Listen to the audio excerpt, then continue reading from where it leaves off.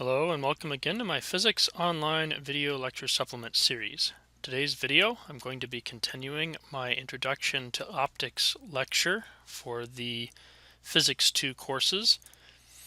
And this is actually part 2 of that lecture set, which is pertaining more to wave optics. So in part 1 I talked mostly about geometric optics and specifically about the law of reflection and the law of refraction. Today I want to look at some of the more explicitly wave-like properties of optics. And so we're going to be looking at two phenomenon. One is diffraction, the other is interference. And basically these both are properties that waves in general are known to have. In other words, waves in general will diffract through openings. That means that they spread out when they pass through an opening, or narrowing or constriction or what have you into something larger. And the other is interference, and that means that if you have two wave sources or two wavelets and they try to occupy the same space at the same time, then the two will add together via the superposition principle. So we're going to look specifically at the Young's double slit experiment and then at the single slit and really at the results of those and how to describe them. So before we get into that, there's two principles that we're going to want to use in general in discussing wave optics.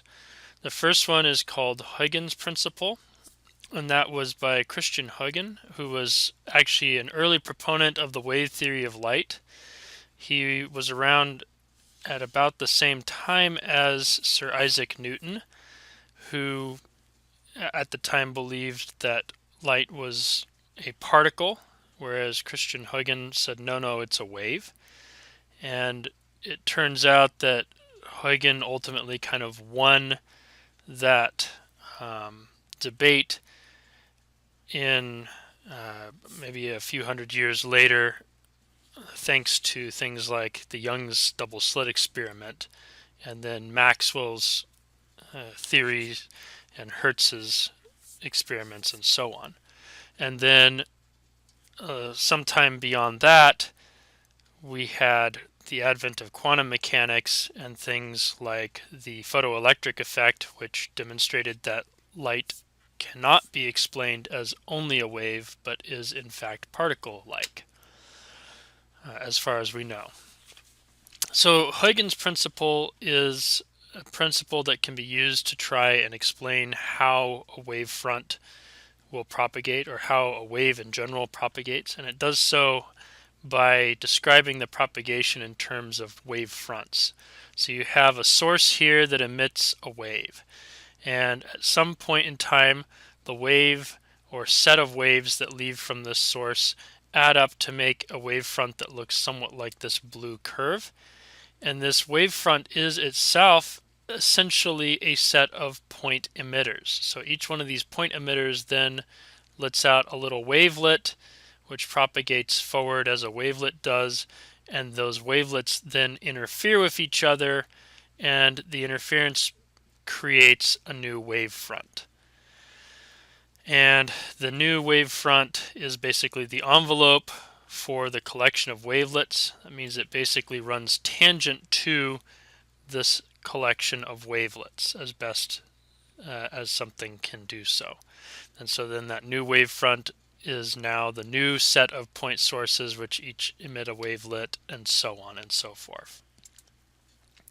So the other thing that we have to understand is interference, and the way interference works is via the superposition principle. We've already talked about that this semester in the context of for example, the superposition of two electric fields.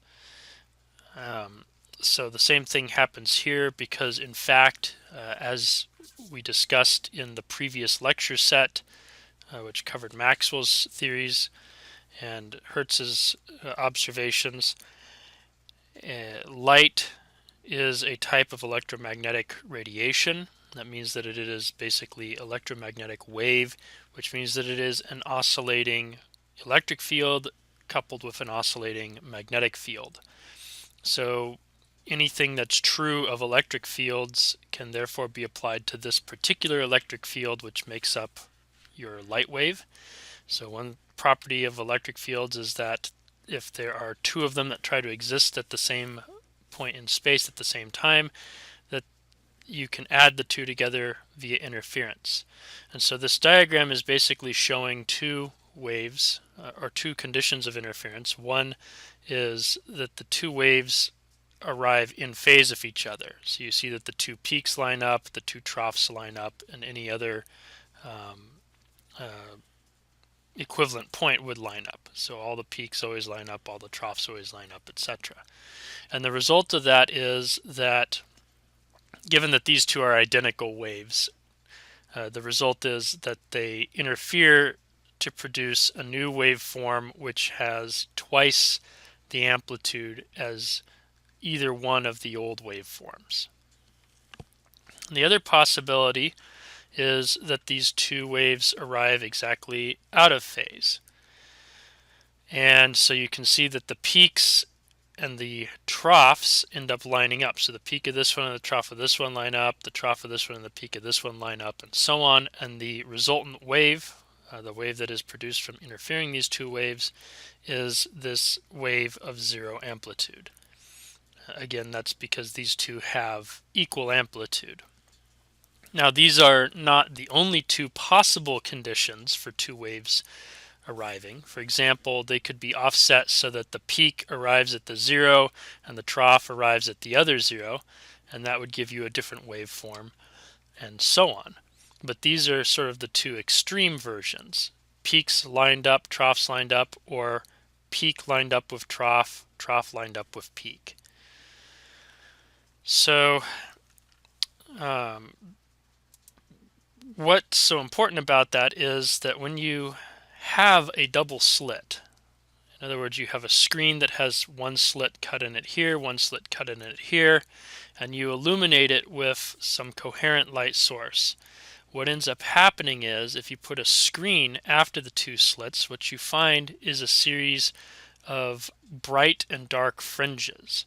And it turns out that the bright fringes occur where you get a maximum in this interference, the dark fringes where you get a minimum. In other words, this condition describes an interference maximum, this one describes an interferent minimum on that screen. And so that appears, as it turns out, as a bright spot or a dark spot, a bright fringe, a dark fringe, a bright line, a dark line on the screen. So what basically is happening is that each of the slits is acting like a point source, or actually it's acting more like a line source, but if we look at it in two dimensions, then a line source is being looked at end-on becomes a point source. So waves propagate outward from these two sources, and for any particular point on this screen, the two waves are going to propagate two different distances. The exception to that rule being the point right here that corresponds to midway between these 2 points. In that case, they both travel the same distance, but anywhere else they travel two different distances. And depending upon what distances the two travel, or what path length distances the two travel, they either arrive totally in phase, totally out of phase, or somewhere in between.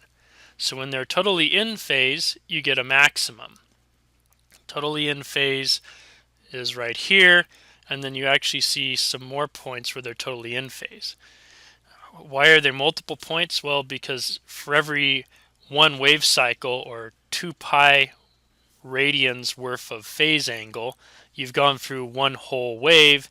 That means that the two waves will arrive in phase. It's just that maybe the second peak is lined up with the first peak. So the second peak from wave number 1 is lined up with the first peak from wave 2, and the third from wave 1 is lined up with the second from wave 2, and so on.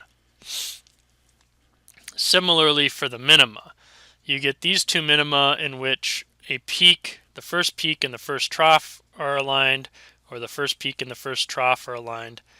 Then you get an additional minimum because maybe the first peak and the second trough are aligned, or the second peak and the first trough are aligned, and so on. So basically these fringes end up appearing where your path length difference is such that you go through a full integer value of the wavelength, and that's where you get a bright fringe. Or you can go through a half integer of the wavelength and get a dark fringe. And a full wavelength is equivalent to 2 pi radians, or 360 degrees. A half wavelength is equivalent to 1 pi radians, or 180 degrees. And so basically it's the path length difference taken between the two waves to get to the same point on the screen that determines whether they arrive in phase, out of phase, or whatnot. Now there are variations, of course. For example, you could put a piece of glass in front of one of these slits and no piece of glass in front of the other. So now you've added some phase thanks to the difference in material and the difference of refractive index, but we're not going to deal with that in this particular class. So how do you determine the path length difference and therefore the phase difference between the two paths taken to arrive at some point P on the screen?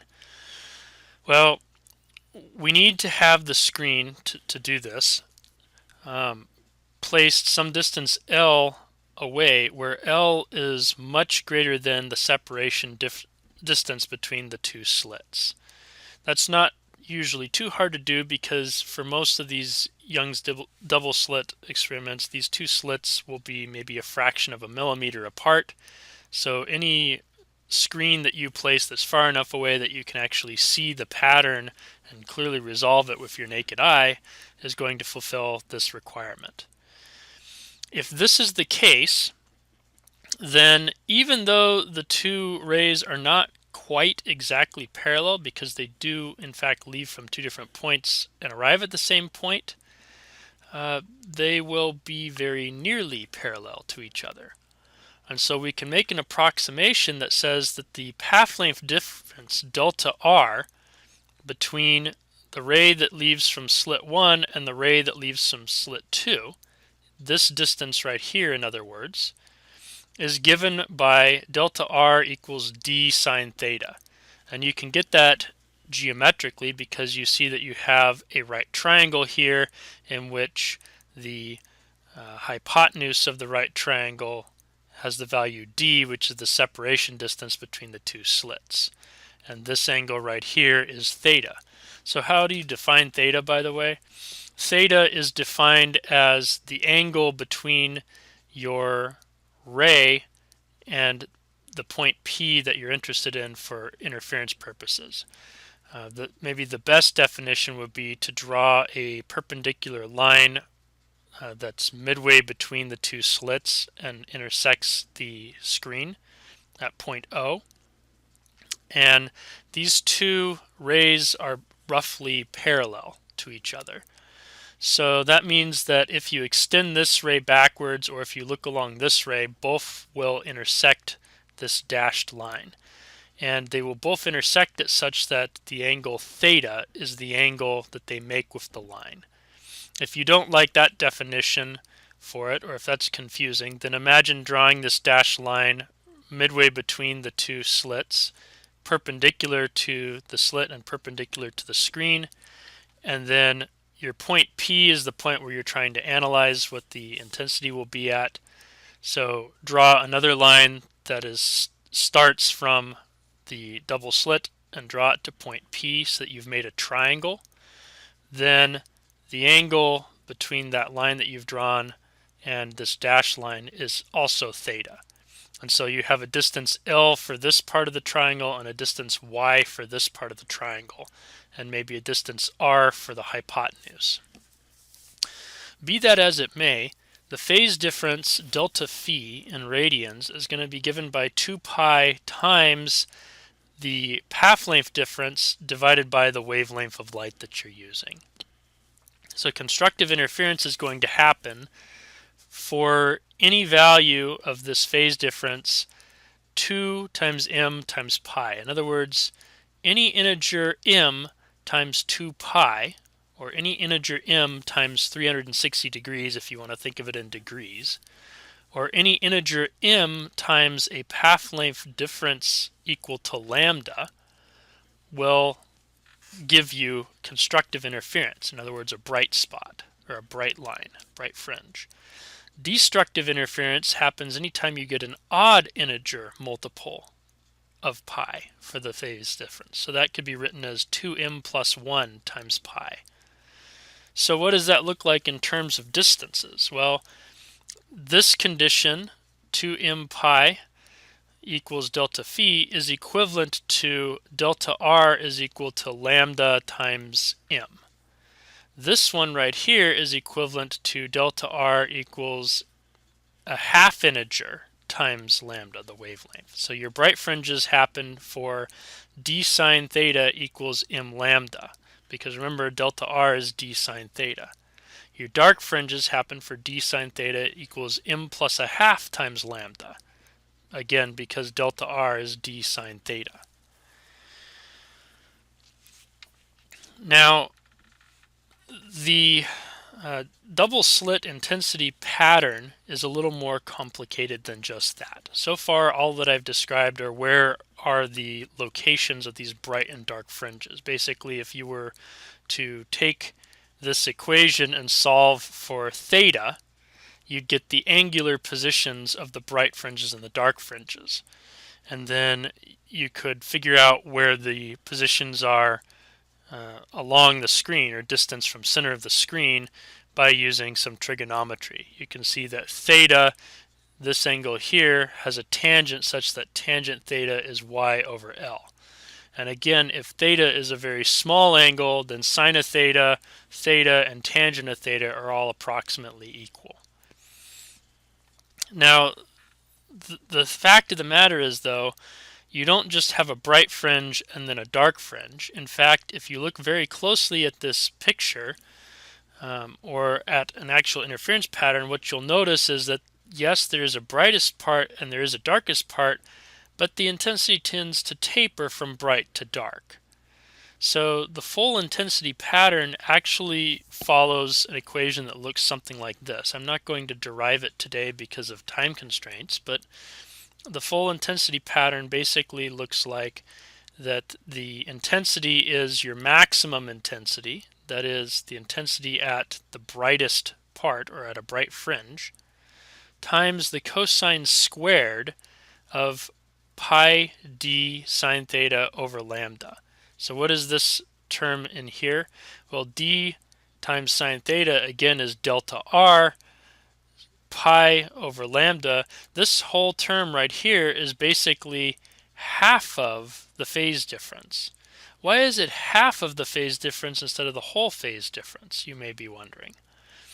Well, because if you take a cosine squared as opposed to just a cosine, then all values have to be positive. So right here you can see a cosine squared function. It looks to a naked eye like it might be a sine pattern, except for that 0 is the lowest value on it.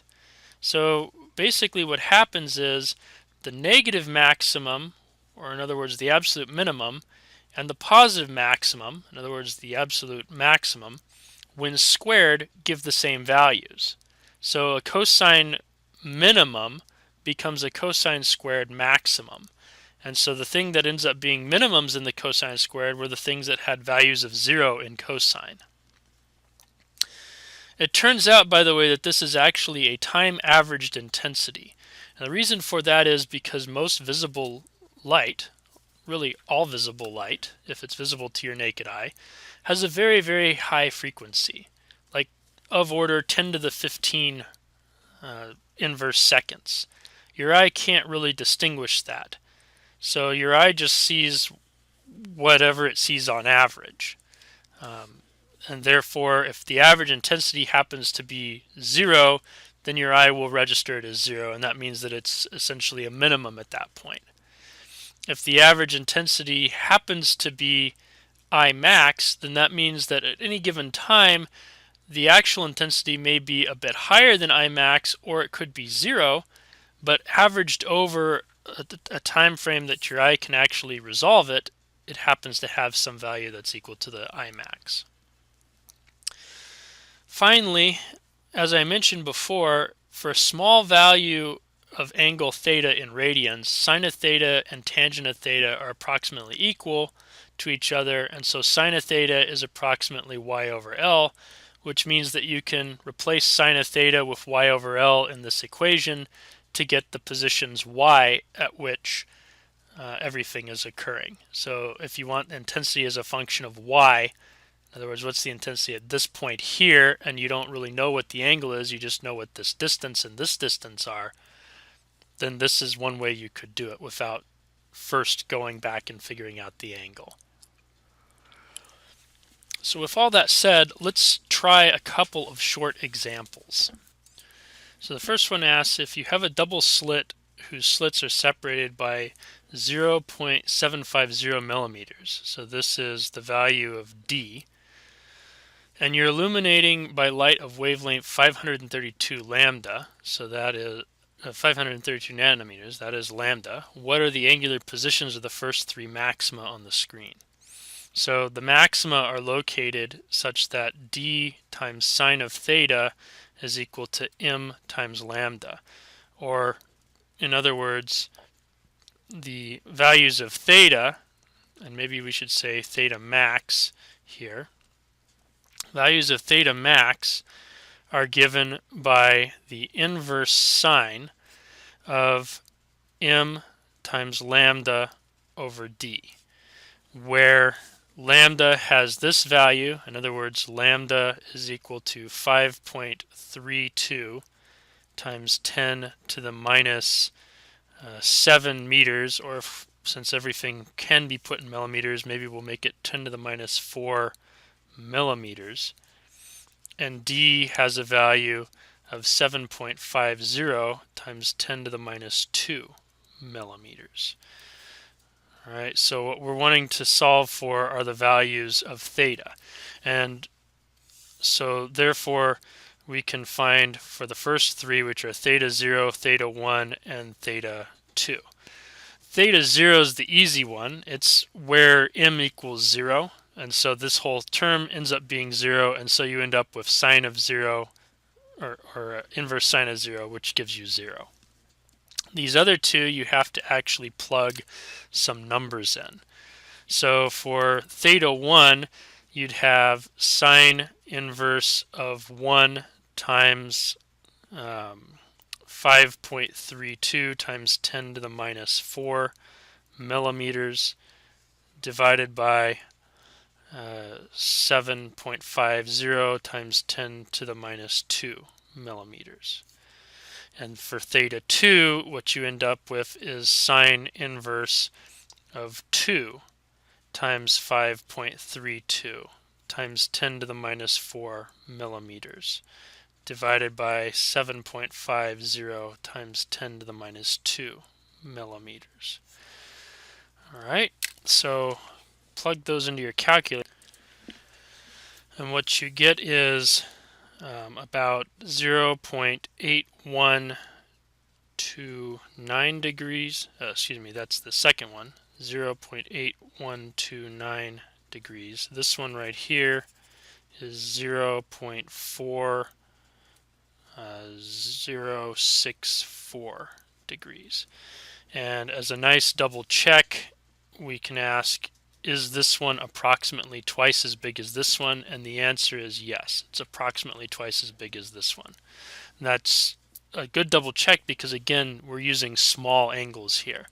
So the angle and the sine of the angle should be about equal, and since we doubled this one to get this one, then this angle should be about double this angle. Okay, so that is how you find it in degrees. You could also find it in radians, basically by dividing your answer by 180 degrees and multiplying by pi. And so, for example, this one right here would be 0.01419 radians. And you'd keep your three significant figures, so maybe it'd be 0.0142 radians. Okay, so our second part of this question asks, if the above screen is placed 1 meter from the slits, what is the fringe spacing, which is, in other words, the distance between consecutive bright fringes. So I want to actually go ahead here and draw a little diagram of what's going on, just to remind ourselves what this ends up looking like. So the diagram will look something like this, where I've basically labeled all the maximum that we just found and noted that they all have approximately the same distance of separation. So basically, if I were to draw a line to this point right here, this would be that first angle that we found, which was the 0.406 degrees. If I were to draw a line out to here, then this entire thing right here would have an angle value, which is the second one that we found, 0.813 degrees. Okay, so what we want to do is find the value for delta y. One way of doing it is that we could determine where the y position is here and where the y position is here, and then subtract the two. But the thing is that we already know that this one right here is at y equals 0. So y0 is equal to 0 meters. So basically, if we can find the y value of this one right here and subtract the two from each other, then we have the value of delta y. Delta y would be y1 minus y0. And we should get the same answer whether we chose these two, whether we choose these two, whether we choose these two, whether we choose these two, etc. So how do we get that? Well, this value right here is L, this one right here is theta, and this right here is y1. So you can see that the tangent of theta is going to be equal to y1 over L, or the tangent of theta 1 is. So in other words, y1 should have the value L tangent theta 1, which we could also use as approximately L times sine of theta 1 if we wanted, because theta is small. With that said, since we've already calculated the value of the theta 1, we might as well just use it. So what we would do is we'd have 1 meter, and we would multiply that by the tangent of 0.406 blah blah blah, 406, 421, anything else you want to keep significant figures wise. What you end up with is 0.00709. So basically this is at about 0.00709 meters, or in other words 7.09 millimeters. And it turns out that since this one right here is 0, that means that delta y is about 7.09 millimeters. So that is the approximate separation distance between the adjacent bright spots in this pattern. In obtaining the previous set of equations, specifically the equation for the form of the intensity pattern, not the fringe pattern itself, but the full intensity pattern of the double slit experiment, we actually made one incorrect assumption that was sort of an implicit assumption, which is that each slit individually would provide uniform illumination to the screen. And this is not actually a true assumption. It turns out that each slit produces itself a pattern of bright and dark fringes, which is often called a diffraction pattern, but which is in fact caused by interference. And so this diffraction pattern plus the double slit interference pattern must be combined to get the real interference pattern for the double slit. And what basically happens is that you can take a single slit and divide it into partitions. And each partition then acts as if it is itself a very small point source within that slit. And so light is going to spread out from each of these partitions in a spherical wavelet as per Huygen's principle. And these will all be coherent sources, which means that you will end up getting interference between each partition's wavelet as it arrives on the screen some great distance away. And basically how you can think of this is by considering basically breaking the slit into up to n different partitions and then asking at a given point theta what will happen.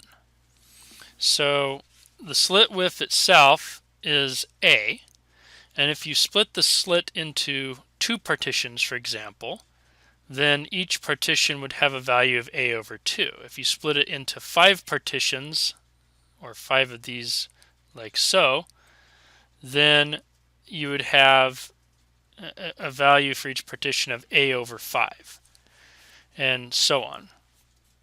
And basically what happens is that the path length difference from light from, let's say, the bottommost partition and the partition that is one above the bottommost partition is going to be given by delta R is equal to A over n times sine of theta, where theta has a very similar definition to the definition that we used before.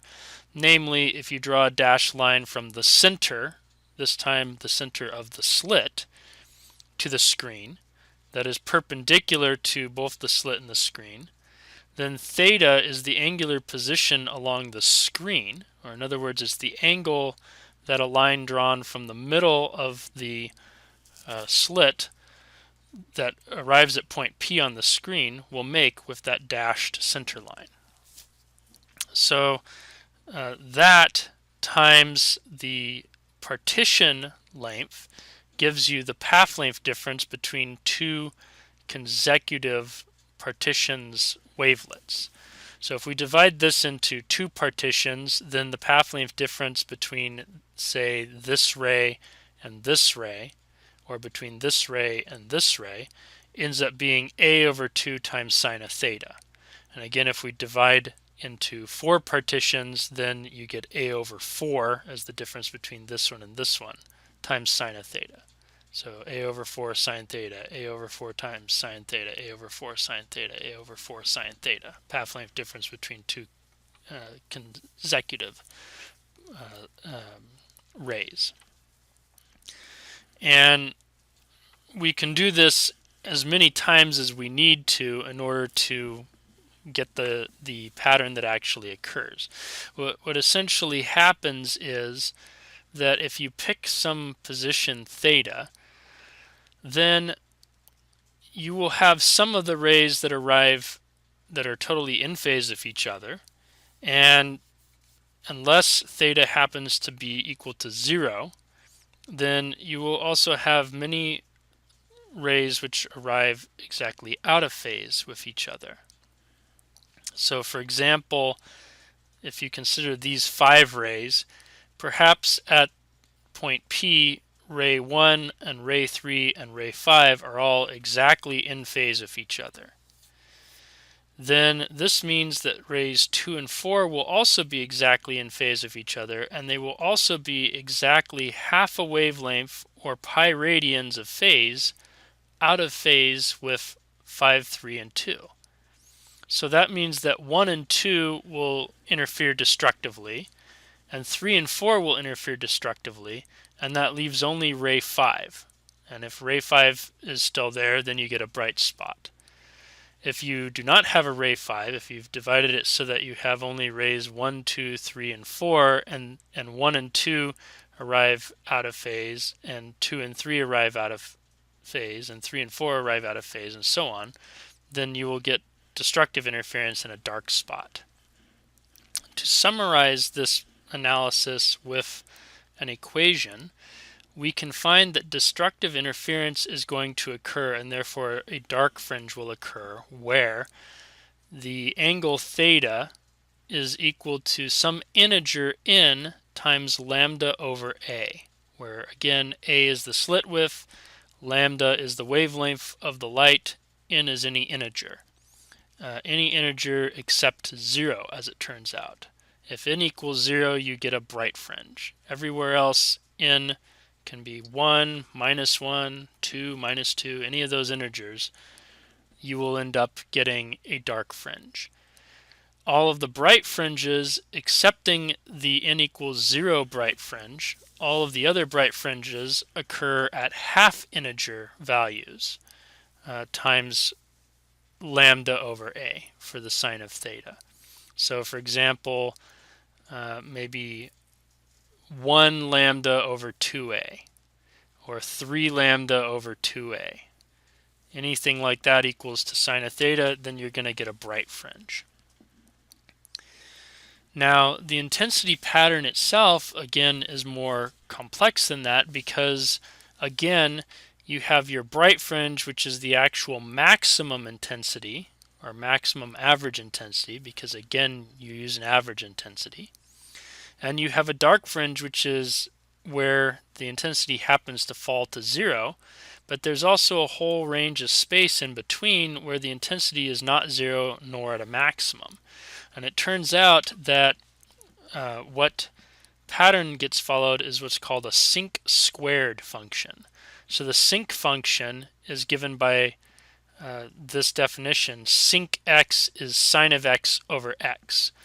And among other things, it has the property that when x is 0, the sinc function is at a maximum value. Specifically, it has a value of 1. And then thereafter, x is not 0, but x can have a value so that sine of x is 0. And so you get a sinc function ends up looking something like this. You get a peak, then you get a second peak that's a bit smaller than the first peak, then you get a third peak that's smaller than the second one, and so on. And it turns out that the specific sinc function you follow is actually a sinc squared function. So again, both negative values for sine of x and positive values for sine of x end up yielding positive values in this.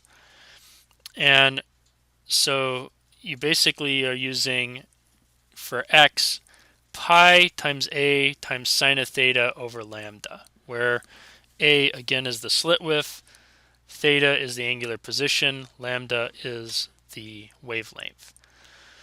So you can now find these maximum and minimum values that are given in these equations by finding the maximum and minimum values of this equation. In other words, find a maximum or minimum, a local maximum or local minimum value for the sinc of pi times slit width times sine of theta over lambda. And it will turn out to be consistent with the results given previously. So with that said, let's try a few more short examples. So our first example asks how many bright fringes are visible on a screen of given width that's placed some given distance from a slit of width 0.025 millimeters. So this is the value of A.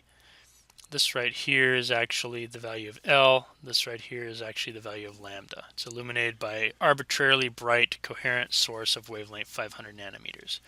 The arbitrarily bright part is in there because if it's not arbitrarily bright, most sources have a finite brightness that might be small enough that, yeah, there are bright fringes that are hypothetically present, but they're not necessarily going to be visible to your naked eye or any other device that can detect them.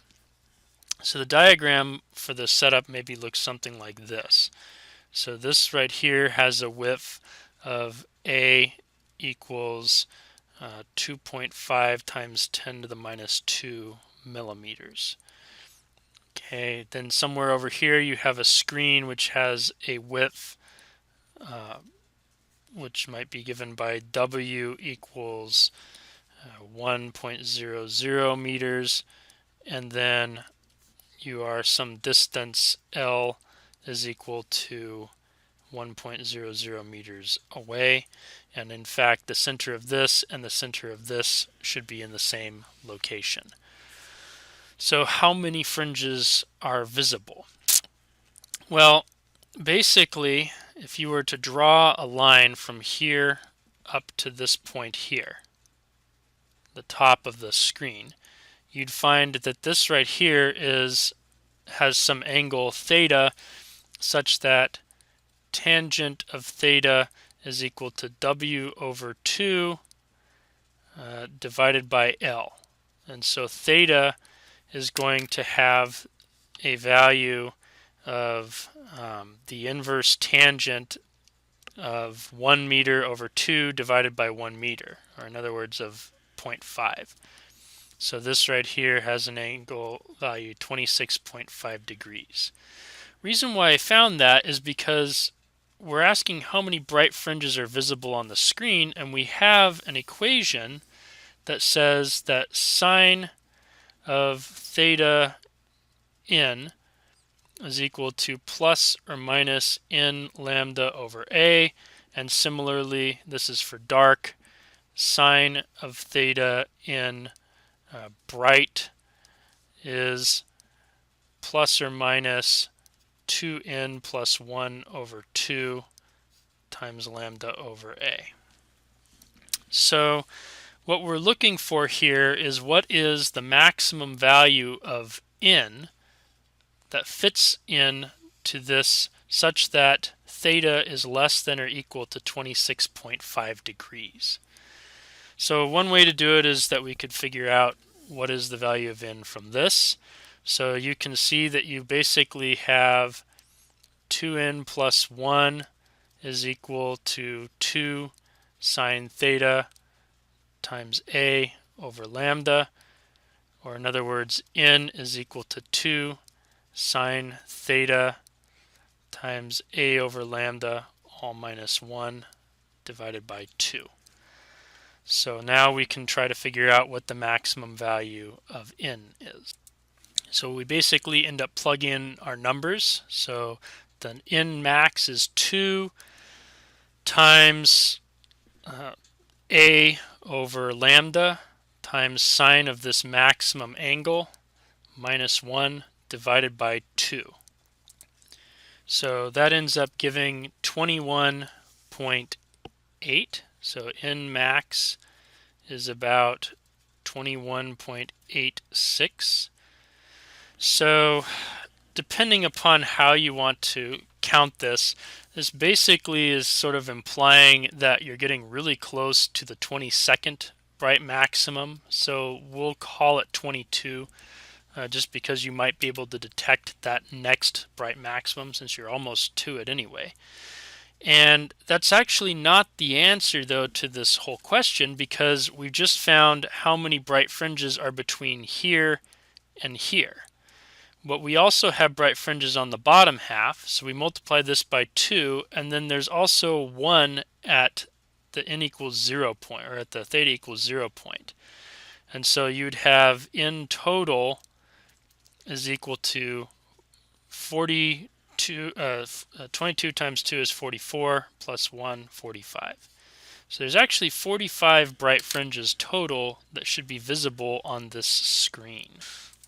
So the next question in our short examples is, where are these first two minimum, or first two dark fringes, the m equals 1 and m equals 2, so there's another one right here maybe, actually located. So here's theta 1, here is theta 2, and what we use is that sine of theta n sub dark is plus or minus n times lambda over A.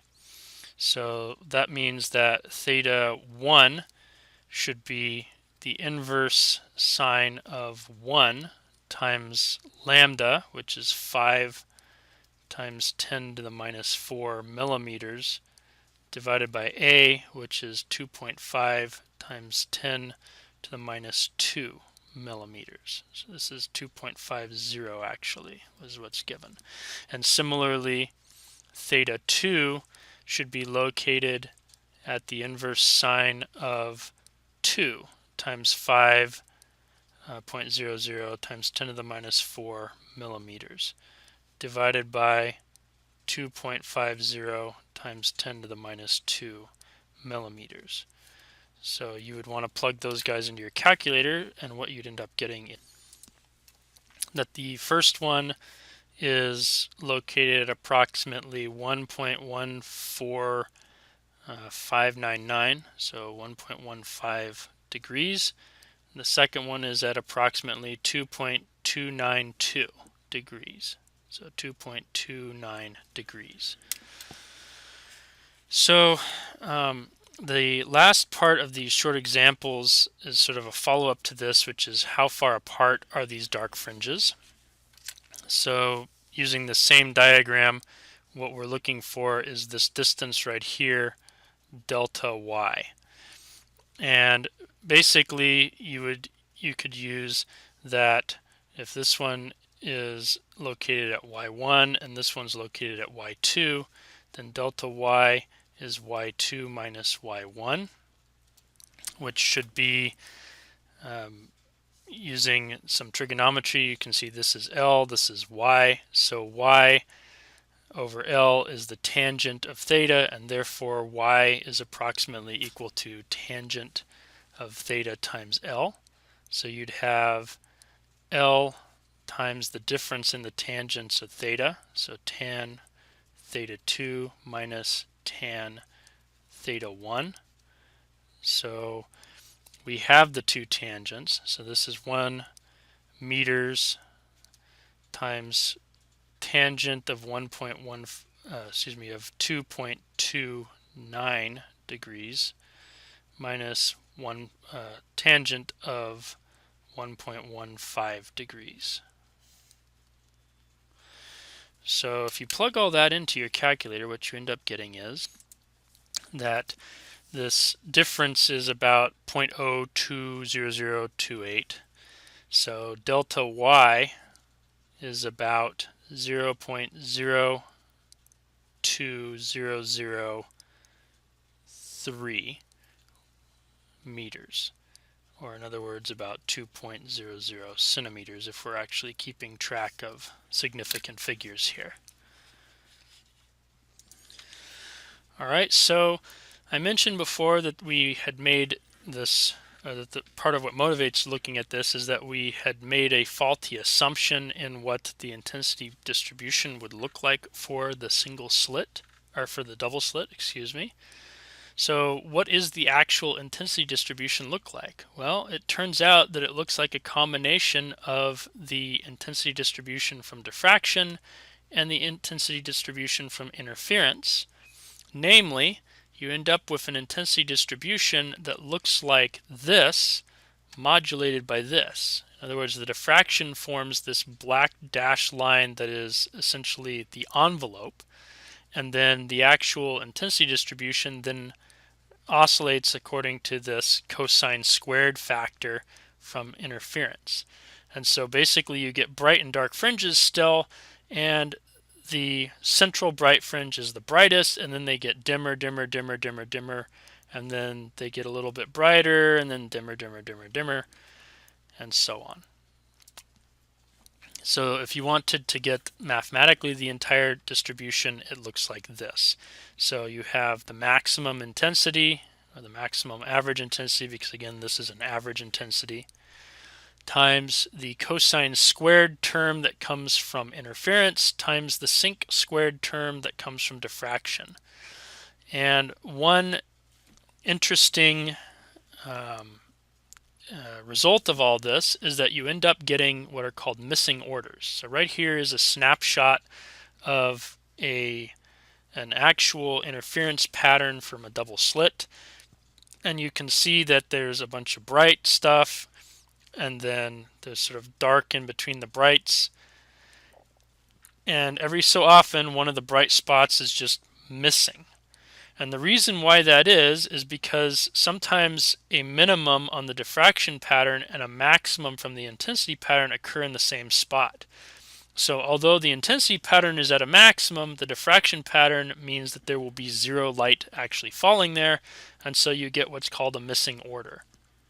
And those missing orders occur, again, remembering that D is the slit separation distance, A is the slit width, and then M is the order for interference, N for diffraction. The missing orders have values such that D over A equals M over N with an integer value. So that's it for today's lecture set, and hopefully you found this to be interesting and helpful. In any case, I would certainly recommend that you read some more on this, and I've listed a number of resources for that. In particular, there's the University Physics Volume 2. Actually, you probably want the Volume 3 of it, and then so Volume 3 of University Physics, and then also the College Physics text, both by OpenStax. Volume 2 of University Physics will give you a little bit of background for mechanical waves. Volume 3 will give you some background for the optics. So thanks for watching, and I hope you found this to be helpful.